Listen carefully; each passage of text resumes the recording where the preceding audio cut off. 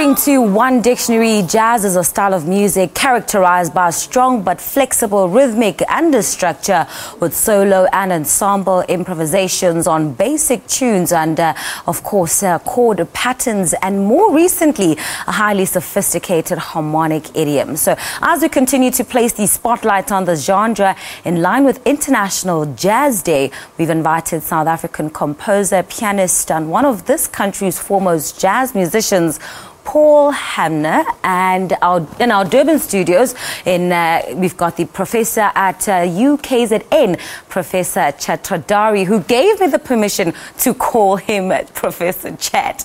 So they'll give us what their definition of jazz music is and why it's important to celebrate this day. Welcome, Paul. Thank you. And to you, Professor. Well, it's important because jazz involves structure and freedom. In other words, responsibility as well as freedom.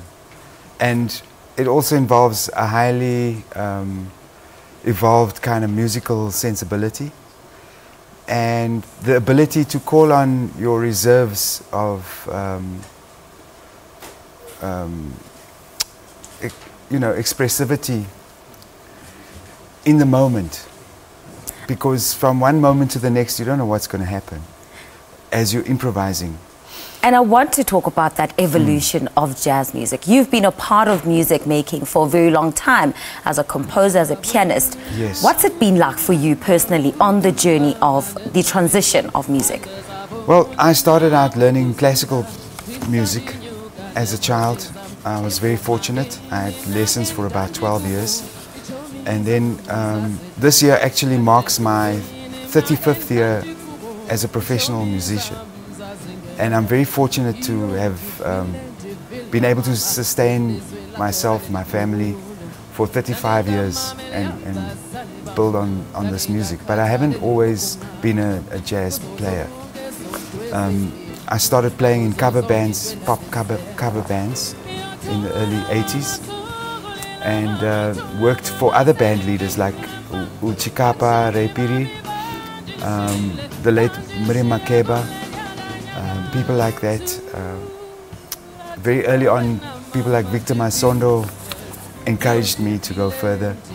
So it's through a process of meeting people along the way that I gravitated towards working with improvisers, people who also were expressing their own roots in this country, because I started as playing European music and then American pop music, soul music, and then moved towards working with people mostly from the Eastern Cape. All right, now let me quickly come to you, Professor Chat. Why is it so important to you that we celebrate International Jazz Day?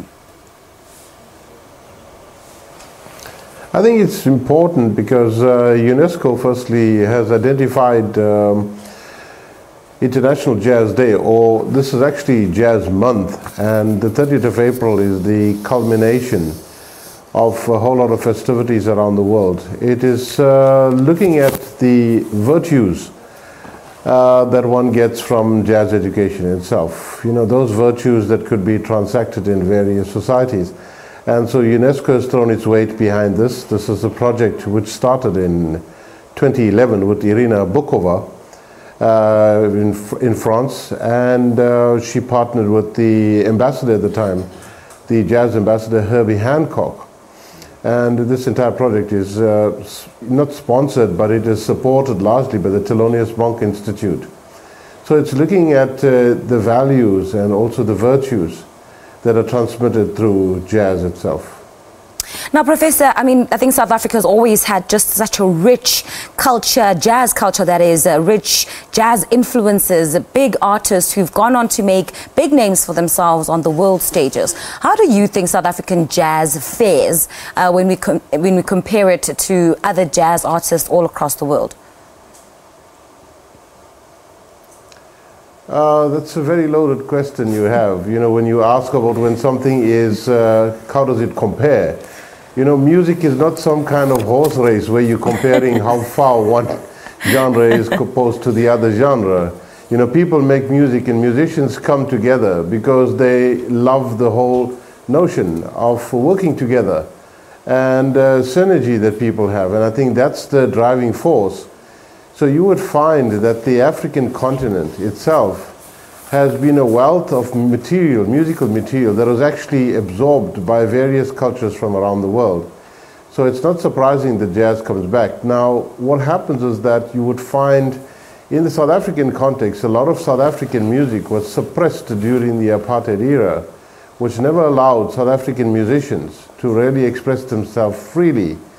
So several colleagues and musicians themselves absorbed jazz, or they looked to jazz because it was a form of music that was promoted largely as part of the civil rights movement, where it gathered a lot of momentum in the US. So musicians here had a flair, like musicians have a flair for any kind of genre that they like, you know, whether it is pop music or African music or Indian classical music. Jazz was seen as one of these vehicles. I think the flexibility around the form and the mode of expression in jazz allows it to be much more easily accepted with musicians. All right, and, Paul, this is where South African musicians have seen this as an opportunity. All right, Professor, let me just bring Paul in here. Today we're celebrating International Jazz Day. Right. Huge celebrations happening in Bloemfontein. What kind of music can we look forward to? Which artists are coming through? What kind of event is it? Well, I can only talk about the Orbit. All right. Unfortunately, Paul, I am running out of time. Okay. I would have loved to get to know, more about this festival, but there's so many information on this right now. But for now, let me quickly go back to the main desk where Simpiwe is standing by with sports.